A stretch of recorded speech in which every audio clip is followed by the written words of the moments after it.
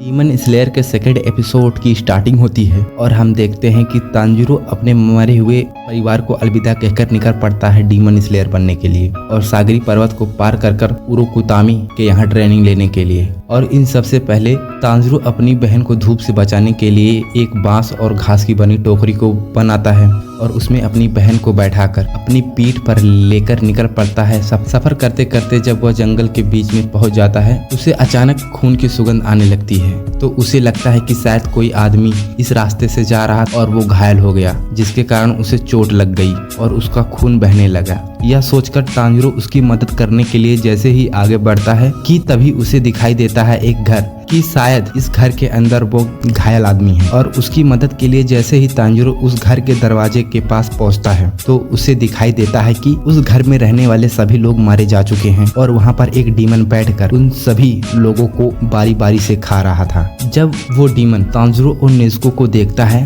तो कहने लगता है कि ये मेरा इलाका है, तुम लोग कौन हो और यहाँ पर क्या कर रहे हो। कि तभी वह डीमन को शक होता है कि क्या तुम लोग इंसान हो, क्योंकि उसमें से तांजीरो इंसान था लेकिन नेज़ुको डीमन थी। और ये देखते देखते वह डीमन खड़ा हो जाता है और उन पर हमला करने के लिए जैसे ही आगे बढ़ता है कि तांजीरो अपनी कुल्हाड़ी को निकालता है और अपने एक ही वार से उस डीमन के जबड़े को काट देता है। और वह डीमन कहता है कि ये चोटें मेरे लिए आम बात है, ये चोटें मेरे पलक झपकते ही ठीक हो जाएंगी। कि तभी तांजीरो सोच में पड़ जाता है कि तभी वह डीमन तांजीरो के ऊपर हमला कर देता है और उसे जमीन पर पटक कर उसके ऊपर बैठ जाता है। और तांजीरो सोचने लगता है कि इस डीमन को कैसे मारा जाए और नेज़ुको की तरफ देखता है तांजीरो। नेज़ुको जो कि उन मरे हुए इंसानों को देखकर उसके मुंह से पानी गिरने लगता है उन्हें खाने के लिए। कि तांजीरो को उस हालत में देखकर नेज़ुको दौड़कर आती है और अपने एक ही पैर के वार से डीमन के सर को उड़ा देती है और उसके शरीर को अपने पैरों से मारकर हटा देती है तांजीरो के ऊपर से। कि तभी तांजीरो नेज़ुको को देखता है और कहता है कि नेज़ुको, तुमने एक ही बार में इस डीमन को मार दिया।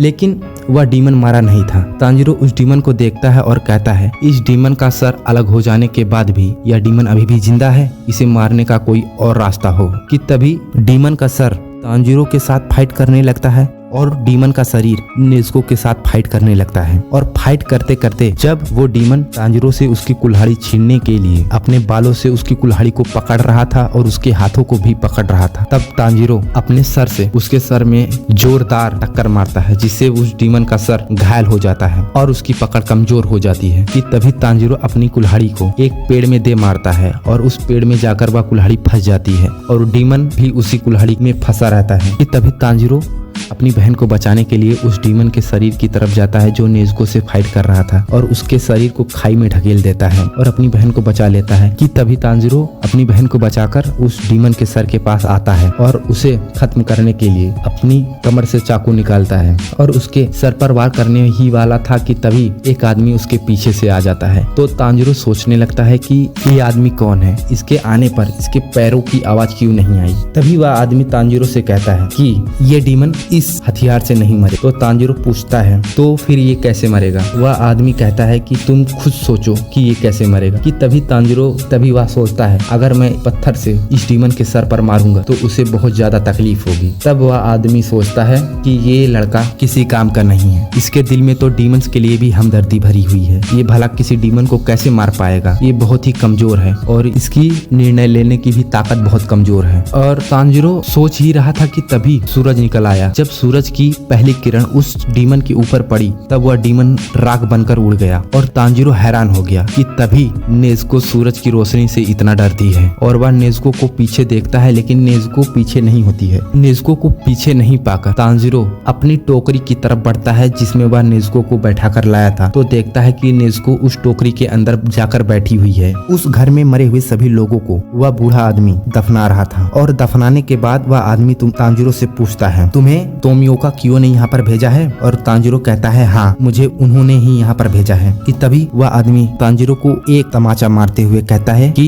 तुम बहुत ज्यादा कमजोर हो, सुबह होने से पहले तुमसे एक डीमन भी नहीं मारा गया। अगर भविष्य में तुम्हारी बहन किसी इंसान को मार कर खा जाती है तो सबसे पहले तुम्हें अपनी बहन को जान से मारना होगा, फिर उसके बाद अपनी खुद की जान लेनी होगी। ये कहकर तांजीरो को वह आदमी शर्मिंदा करता है और कहता है कि मेरे अपनी बहन को उठाकर मेरे पीछे आओ। तांजीरो अपनी बहन को को अपनी पीठ पर लाद कर निकल पड़ता है उस आदमी के पीछे। उस आदमी की रफ्तार इतनी तेज होती है कि तांजीरो उस आदमी की रफ्तार का मुकाबला नहीं कर पा रहा था कि तभी वह आदमी तांजीरो को अपने घर के पास ले जाता है और उससे कहता है कि अपनी बहन को यहाँ पर सुला दो और मेरे साथ चलो, यहाँ पर तुम्हारी बहन सुरक्षित रहेगी। तो वह आदमी तांजीरो को अपने पीछे पहाड़ की ऊंचाई पर ले जाता है और कहता है कि सुबह होने से पहले तुम्हें मेरे घर के पास पहुंचना होगा। अगर तुम सुबह होने से पहले मेरे घर के पास पहुंच जाते हो तो मैं तुम्हें ट्रेनिंग दूंगा।